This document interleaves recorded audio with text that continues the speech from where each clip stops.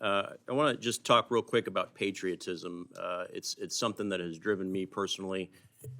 Patriotism compels us to love our country, right? It compels us to want security for our country. It wants us to, as a nation, be dominant on the global stage and with peace and tranquility within our borders. Patriotism, however, it doesn't require us to trust our government.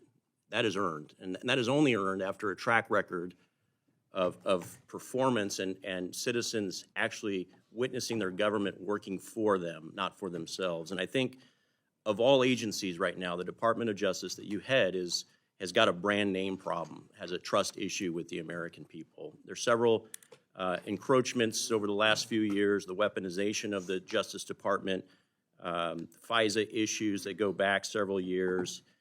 And for me personally, when I'm in meetings like this and I hear the Attorney General for the Department of Justice qualify justice with terms like environmental justice, social justice, climate justice, racial justice, whether it's in the written testimony or verbal, the hair on the back of my neck stands up, because anytime you put a word in front of the word justice, you're diluting justice. And you're actually putting a finger inadvertently on the scales of justice, and it changes the paradigm of our country from one that is guaranteeing equality to one that starts searching for equity. And in the Constitution, equality is guaranteed, not equity. So I want to start there, because I think that's very important to understand that you do have a brand name issue right now and a trust issue with the American people. And it's going to come to a head in the form of this FISA conversation that's going to be happening here in the near term. No mention of it here today in your oral testimony, nothing as far as I can see in the written testimony. But as you know, FISA is coming to expire before the end of this year, if I'm not mistaken. And right now, I don't believe that the majority of Congress, and it may be a very slim percentage of Congress that actually supports a renewal of FISA. And I sit on the Intel Committee. I understand why we have FISA, what we use it for, what value it brings to our nation's security. And I still don't trust the Department of Justice, the FBI, and other federal agencies to use FISA in accordance with what it is intended for, and that is to keep Americans safe and not to be used against Americans who are not a threat to the country. So I'd like you to comment on that. I also want to make a quick comment on the fentanyl discussion, because that's been the front and center focus of this so far. I appreciate you going to Mexico. I appreciate you attempting to put sanctions on the Mexican companies that are partaking in the precursor development. But until we, the collective we, Congress, Secretary of State, Treasurer, Commerce, Justice, President, put a finger in the chest of China and go after the companies in China that are developing the precursor materials there before they get on a slow boat to Mexico and across our borders. 300 people will die of fentanyl today, and I would submit that the crisis at our southern border is by far the #1 national security crisis that we have. Its origins are in China. The route is through Mexico and across our border. It's fully characterized. We all know that. And 300 people today will die because we are doing nothing about it. It's you, it's the DEA. Everything we have done has failed.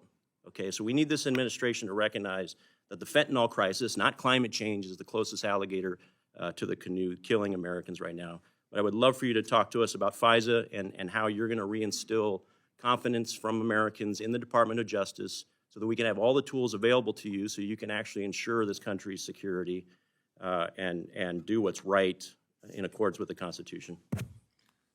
So you've given me a lot to unpack here. Let's begin with where you started, with patriotism. I have devoted virtually my entire public life, my entire life as an adult, to public service. I have done it on the streets of Washington, D.C., facing drug traffickers, including murderers. I have done it in the Justice Department, facing across the table someone who'd killed more than 160 people in a bombing. I've done it repeatedly in that respect, and I spent almost 25 years ensuring the rule of law as a judge. And I want to be clear, I'm not questioning your patriotism, sir. I respect your service. I appreciate your service. What I'm trying to impart is that patriots are not compelled to trust their government. Absolutely and not. Citizens that we work for want us to earn that trust from them. I completely agree with that. And that's why I gave up the bench to come to the Justice Department, try to reinstill trust in the Justice Department and in our government.